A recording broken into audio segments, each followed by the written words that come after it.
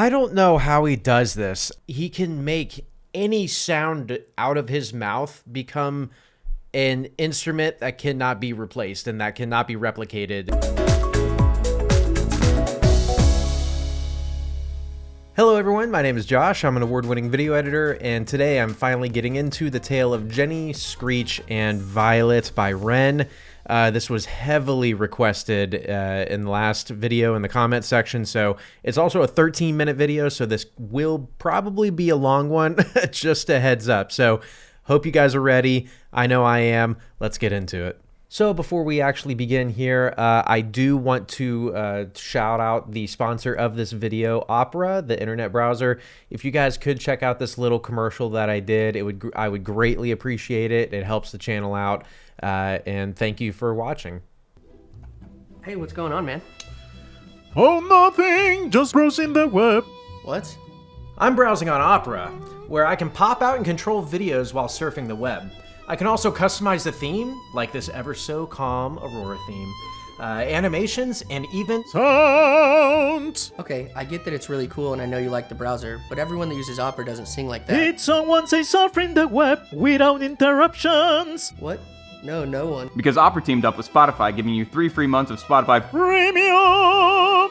which means no interruptions, no ads, custom playlists, and listening. Offline! Just download the Opera browser and open the player on the sidebar. Pretty easy. Right! Opera varies by country. No way! Yes, wait! No way! Guys, shut up. You had me at video pop-outs. I can't wait to use Opera!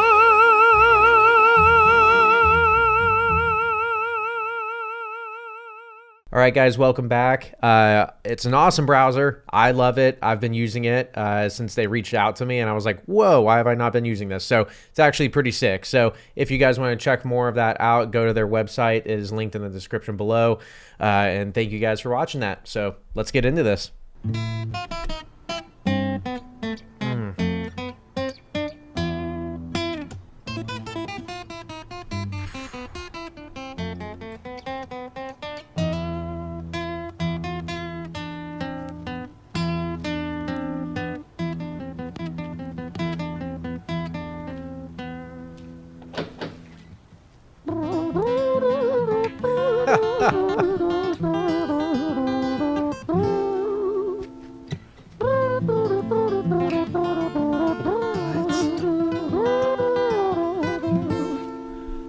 All right. If I'm going to pause it at any time, it's going to be right now before he actually sings anything. Oh, well, I should say rather the words, because that was singing right there. I can't imagine having a voice so good that even your humming is just beautiful. He is such a talented person. I mean, the humming is great. The guitar is amazing. I don't understand this. Is this just a random alleyway that they found? I mean, just like the other video, Hi Ren, which if you haven't seen that reaction, please go check it out. It was a blast to see that for the first time. And yes, since then I've definitely listened to that and watched it. But in this one, it looks like it's the same concept. It looks like they just found like a random alleyway. And if it wasn't, graffitied on beforehand, they added all of these in on purpose, but it looks pretty dang natural. I see, oh, is that like an Illuminati sign?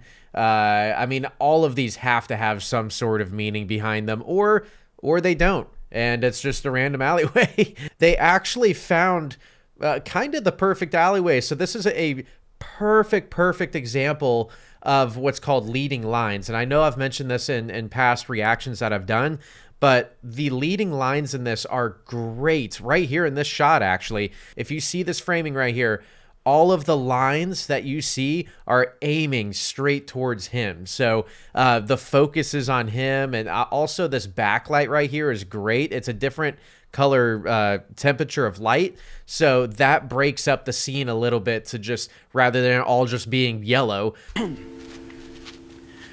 It was a quiet dark night in an empty street somewhere in London City. Jenny walked alone, she was dragging her feet. She was heading back home to sleep Well, she knew this town, she knew this floor, because she walked it about 1,000 times before she wanted to escape. Can you blame? Well, on the very same night, in a different place, there walked this hooded young youth by the name of James. He was 14 years old and out of his brain, he'd been smoking ganja with the boys. James, he grew up to be a kid of the street. His mates called him Screech, he was quick on his feet. He was a liar, a thief, at 14 years old, the devil had set his sights on his soul. As Jenny walked home all alone, she felt scared. Usually she was alright, but it was like there was something in the air. A divine intervention telling her to beware, maybe intuition bugging her and making her so scared. Sirens sound in the distance to the beat of Jenny's feet. A symphony of the night that echoes crime on London streets. Jenny turns a corner, their eyes they meet. Up or go Jenny, a boy named Screech. Give me all your money, bitch. Oh my gosh. Oh, this... Ren, you're a genius. You're a genius. This is just, this is flawless already. And we're almost 2 minutes in. This is crazy out of 13 minutes. So, I mean, this is like a full-blown story. Like he's going through the steps of each one of these characters, and he's perfectly portraying that in his guitar playing as well. You could just totally tell that the mood changes, the whole tone changes whenever he's introducing these two characters. 14 years old and a thief and a liar and all the... Wow. Man, I hope my kids aren't... That's 14's pretty young for that, right? Or, I mean, I don't know. I haven't been 14 in a long time, so... but is this a person up here? Is this like a dude sitting there? That's crazy. I mean, he has to be there on purpose, right? It's not actually just like, hey, press record and we're going to go down this random street. I'm thinking there has to be some sort of boom mic on this because I'm not seeing a microphone on him anywhere. And so, I mean, they have to be, someone's operating it and holding it at the same time as this camera as the camera movements and stuff. So it's a two-person team, I think, because whenever he leaned up against the wall and stuff, you could actually hear him leaning up against the wall rather it being completely isolated to the guitar playing. So in a lot of music videos, you'll notice that where the music actually completely takes over all of the sound. Like it's like a recording that you're listening. It's like Spotify or something that you're listening to, and the music video is just going along with it. This, I don't think there was any sound design added. This is not just a simple recording. This is the actual recording of him walking down the street. So everything has to be very, very precise. And they just got to be praying the whole time that an airplane doesn't fly by or something. There's some risks with doing this, especially with it being one shot. I mean, this has been one shot the whole time. So, and with High Ren, of course, I don't think I really mentioned it with High Ren, but I mean, that was definitely one take as well. Like it's, gosh. Jenny turns a corner, their eyes they meet. Up or go Jenny, a boy named Screech. Give me all your money, bitch, give it to me. If you cooperate, then you'll soon be free. I want your purse, your phone, don't fucking look at me. I mean it, bitch, are you listening to me? Jenny freezes statue like a lady shakes stalactite. Feel like liquid nitrogen in the dark night. She tried to find strength to move, but stayed as still as a statue in high-heeled shoes. What the hell you playing at? You playing games with me? I swear to fucking God, I'll slice the rosy off your cheeks. You think I don't mean it, girl? You don't know me? The last thing you see will be a boy code. Screech reached with the sheath of the blade, with the teeth that could bite through steel and slice concrete, and he swung possessed with the devil in his chest, and the statue she was turned to butter in her breath. Oh, no. Oh, commercial? What are you doing? I got a commercial right in the freaking center of this thing. Oh my God. So she died. She freaking died? Is that how this is going right now? Oh my gosh, that's great. So, okay, so we have the Egyptian eye here is what it looks like. That could mean a lot of different things. I'm not too familiar with it, but I know it means something. So if you guys know in the comments, please let me know. But the way that he's word crafting these just simple things, instead of knife, like a serrated knife, he says it could bite through steel and slice concrete. And something about teeth and stuff. Yeah, the sheath of the blade with the teeth. Like, he's really digging in and telling the story at another level. And every time he's talking about James or Screech, he's talking to the camera, which is much more, I guess, in this instance, way more intimidating. So whenever, he's talking as Jenny or describing Jenny's movements and actions, he's looking away from the camera, and therefore we kind of relate that with somebody that's just not, that's someone that is timid or, shy even, or something like, almost like a sense of innocence, Now in this framing, he's on this, crazier side and stuff rather than the simple side. So again, he's really splitting the frame up again. So in High Ren, he did a lot of that split. One side was chaotic and one side was a little less chaotic. In this scene right here, I mean, he's moving to the chaotic side, and goes back and forth, I think, from what I remember. So it's a very complicated and contrasting story that he's telling. She was turned to butter in no breath. It was the quiet dark night in an empty street. Where he's at. Jenny lay still on the cold concrete. She's found somewhere to sleep. Well, she knew this town, she knew this floor, 'cause she'd walked it about 1,000 times before. I guess that she escaped. It's such a shame. Oh, yes. Oh, man. Holy crap. Wow. All right, into the next one. Holy crap.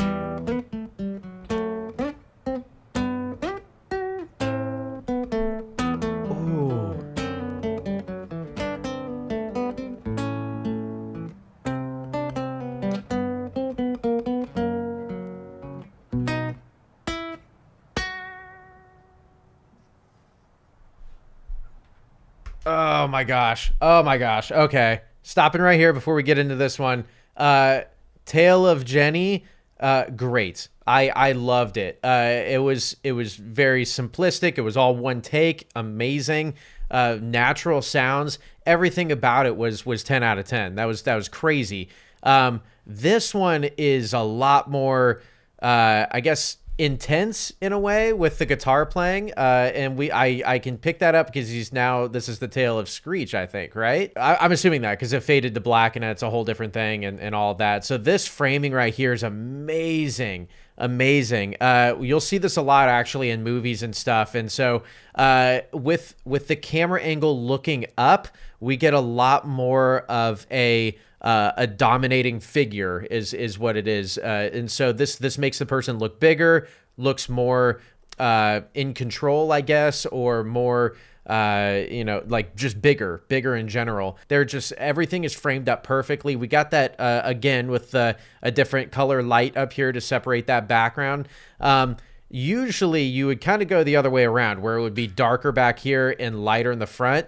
But if I'm right, and this is Screech, he is the color red, as the devil is, representing the devil. And so if he is embodying Screech, then this would totally make sense. And the light is behind him, which means obviously he's leaving the light behind and he's embracing this, horrible side.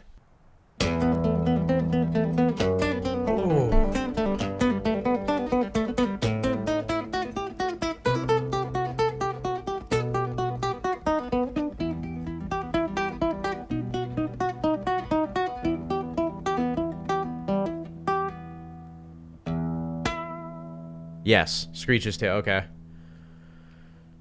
Our story, it starts right at the end.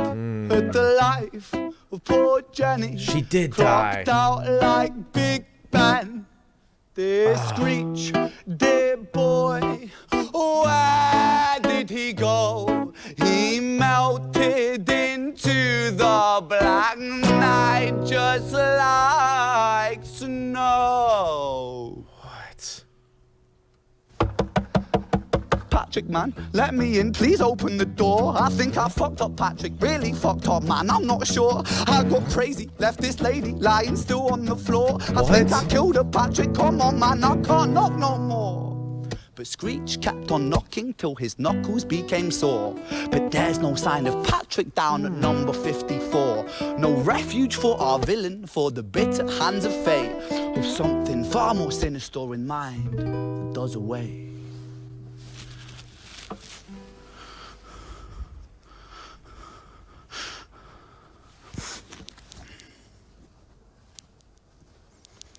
Hey, babe, you in? Nah, nothing really. I'm just a bit tired. Listen, can I swing around yours for a few moments? What?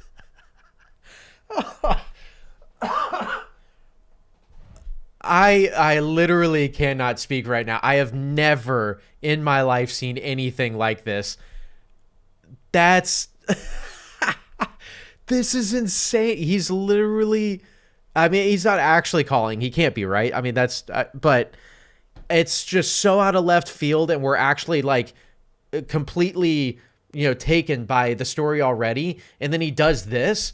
So this guy is a genius storyteller, and through every action he does. I mean, this one is so much more chaotic.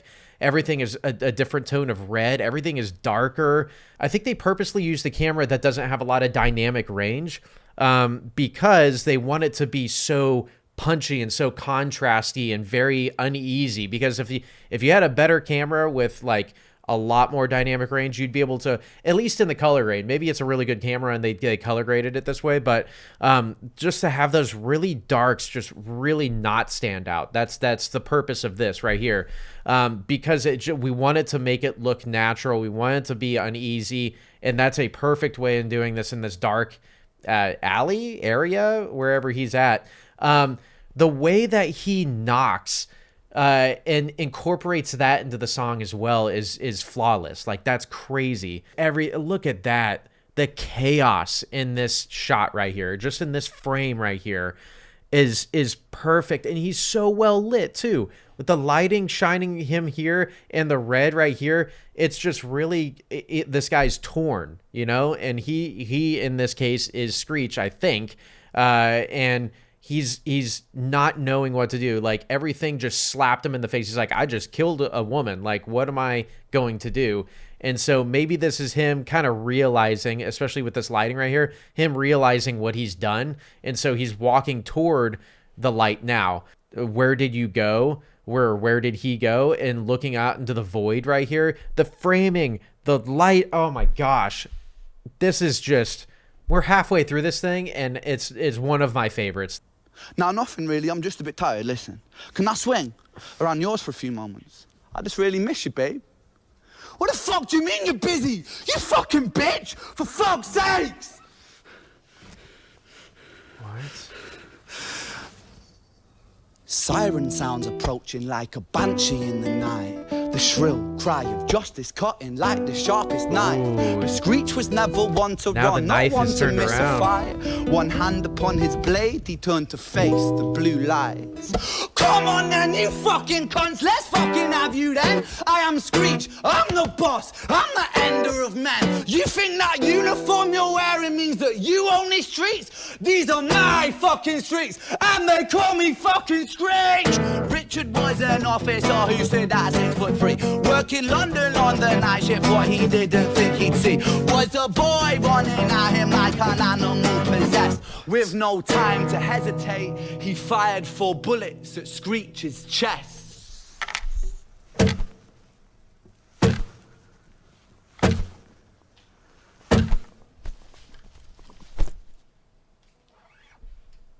Oh my gosh. And the music is the gun. Wow, he's naming these characters by name, their height, like I don't, it's like I'm reading a story and listening to an audiobook here, but like a really intense, very perfect one. And I heard that sound too. What is that? 4 bullets at Screech's chest. Yeah, that sounds like it might have been in post-production. That coin dropping sound almost kind of resembles like a gun, sound just in general, like maybe loading one, or the after you fire the shell hitting the ground or something like that. I don't know how they landed so softly. I mean, they had to have had somebody kind of have like a pillow there or something and just land on it. Because the landing was soft. It wasn't just because there's a different way you can do that. When you land, it can either really shake, but we want to resemble this as a person, and this person actually getting shot. It's not going to be like kind of thing. It's going to be like just a slam on the ground kind of thing. So, Story, it ends right at the start. Young Screech and poor Jenny lying one street apart. An officer shaken by the boy that he claimed. Two bodies lay lifeless, and it's such a shame. It's such a shame.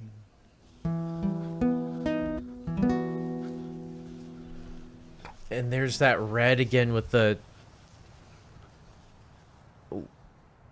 Maybe it was blood instead of the devil instead. Oh, and then the fade out with the blurring. So the way they did that was they just grabbed the focus and made it closer. And then, they just did a fade to black as if this person's dying, and this person being Screech. So he has red all over him like he started. And he says, our story, it ends right at the start. And it's just almost exactly the same lighting and everything from the start of this tale.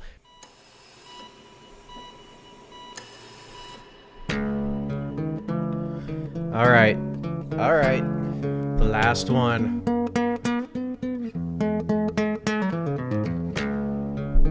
What the heck?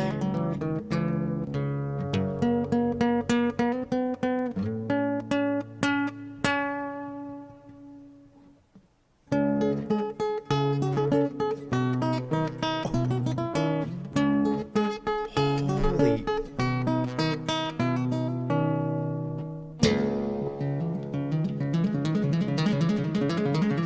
There you go.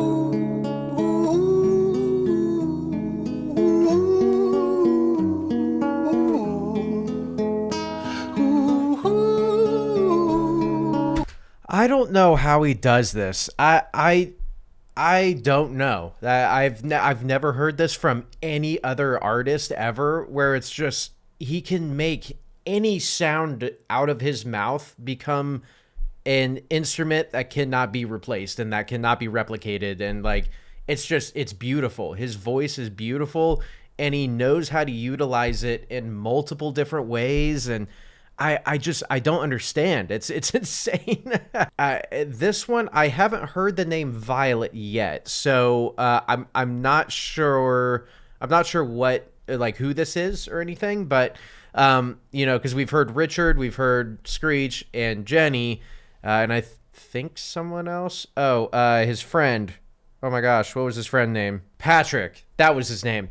So we've only heard these characters. I'm not sure who Violet is, and are all these people like people that he knows, or maybe maybe this is an actual story? That would be insane. But the way this starts off, it does a simple reveal right here. So maybe this is meant to reveal this character. But again, we're doing this whole one take thing. So this must be his style. This must be his style, where he just tackles on one of the most difficult ways to film something and says, let's make an entire music video off of this.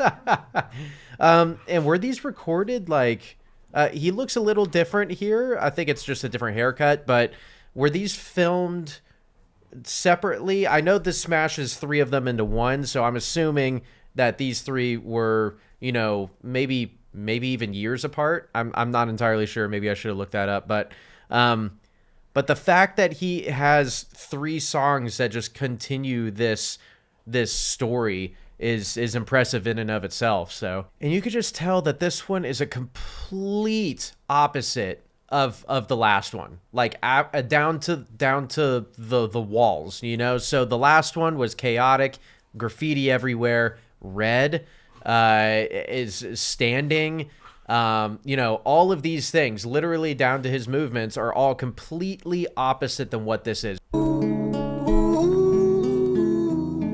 And the pills on that sheet of paper,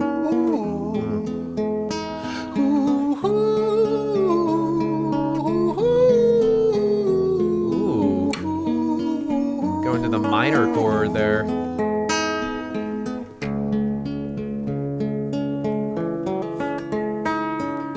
London City, far from pretty, 2005. A lady down in Paddington is fighting just to stay alive. Rhythmic beats and bloodstains, she saw a lady weep, she's tired and frail. To set the scene, we must rewind the hands of time for Violet's tale.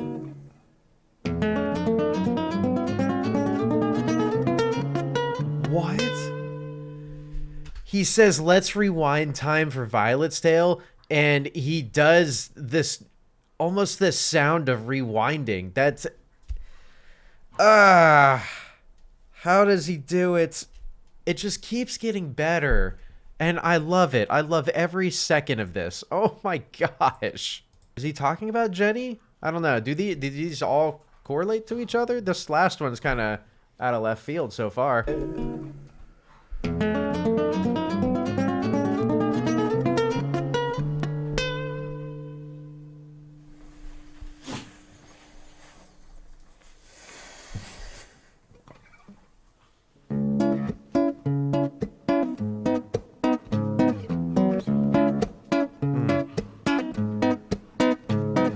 Violet was a silent girl, grew up with violent starts. Her mother was a drinker and her father was a bastard. Every night he took a tie but never left the room.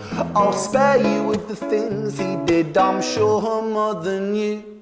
Violet was a silent girl, she moved out at 16. A semi-detached council flat, paid for by a welfare scheme. Packing shelves at Tesco, stacking jars like pickled bricks. She met a boy named Stevie and he was a little prick.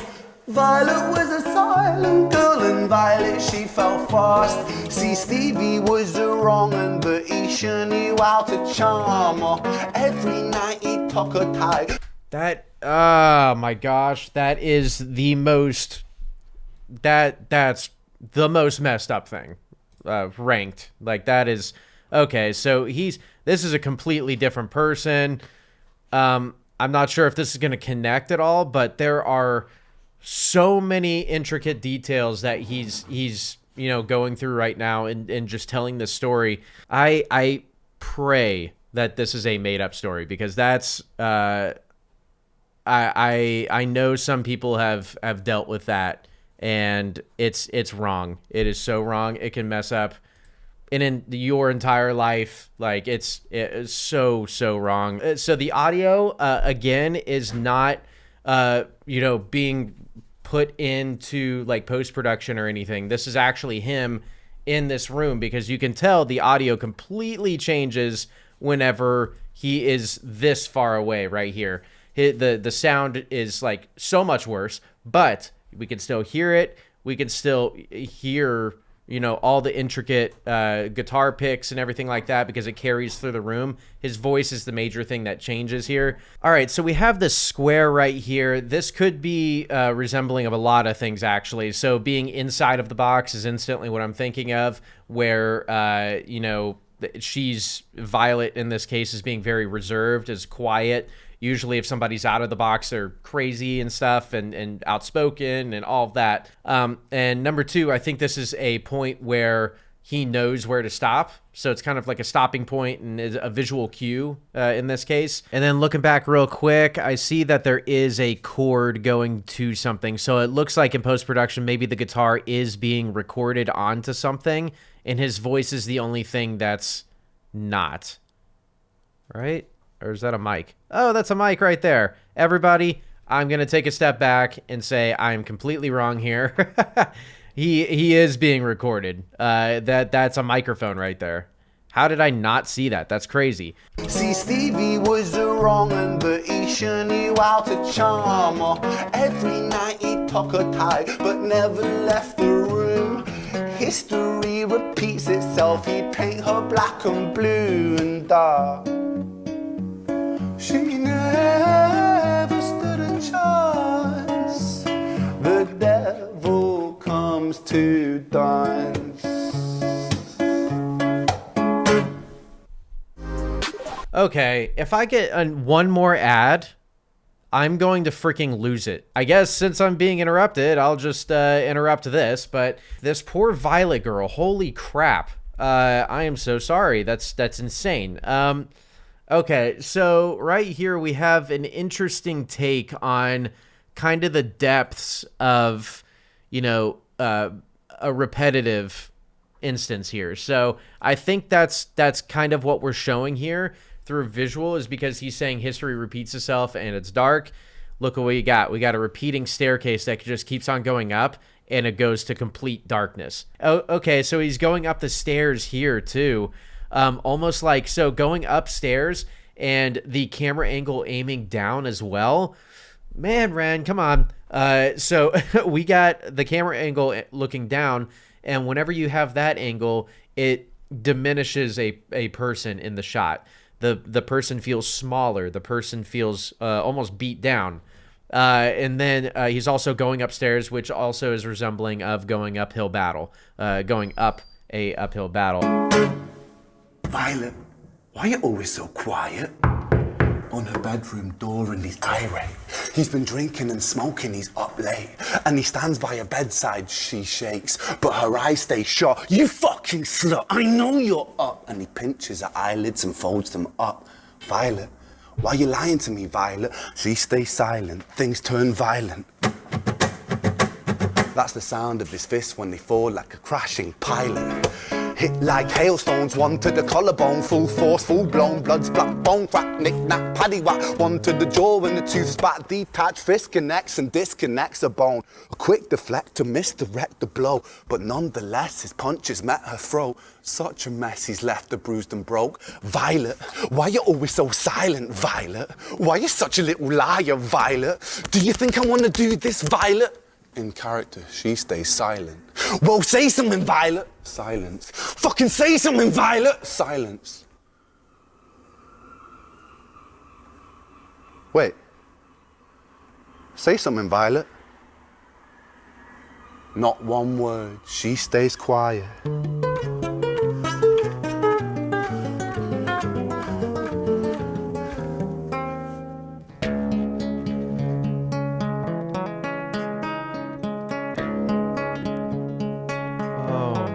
Gosh, did she die? Oh my gosh. Why is everyone dying? What, everyone, literally every character has died so far, except for his friend and the cop. Well, and this boyfriend. Does he have a name? Yes, it's Stevie, I think. So the way that he's telling this story is that Violet goes through her whole life being silent, because of the mental and physical abuse that she's going through. And then when something gets very physical, and actually in my mind right now, unless there's still a second half of this, but in my mind right now, she's dead. So when he actually does the physical act of killing her and she's silent, that's almost very resembling of how her whole life that she's lived up to that point, because she just feels that way. She feels dead inside because of all the crap that she's gone through. And so they're painting the picture for us. perfectly with the camera angle, and he's in her face. He's like, that's all close and personal, especially with the punching and stuff like that. And then whenever we get to this point right here where he's talking to her, and in my mind she's dead right now, whenever he's talking to her, we get a medium shot. So it's almost as if Violet's actually there. Like, this would be shot as if the whole scene was happening. We would want to get a wide shot to show both of the characters in the story, right? So they're actually doing this without another character. It's just him, but they're painting the picture as if the scene was actually happening, and now we have a medium shot. So down to the focal lengths, the framing, the character, it's everything. Again, I'm going to say it again. It's perfect. London City, far from pretty, 2005. A lady down in Paddington is fighting just to stay alive. The doctor, in a state of shock, saw something here so very wrong. See, Violet, she was pregnant. Poor Violet, she was 9 months gone. Turning to the doctor, Violet broke her silence and she cried, if I'm to die right here tonight, please let my baby stay alive. The doctor soon regained composure, called the surgeon to come in. As Violet's world turned to black, the curtains closed, the lights went dim. In London City, far from pretty, 2005. A lady down in Paddington just lost the fight to stay alive. A tragedy or a miracle, it happened on these very streets. Two twins are lying side by side. A girl named Jenny and a boy named Screech.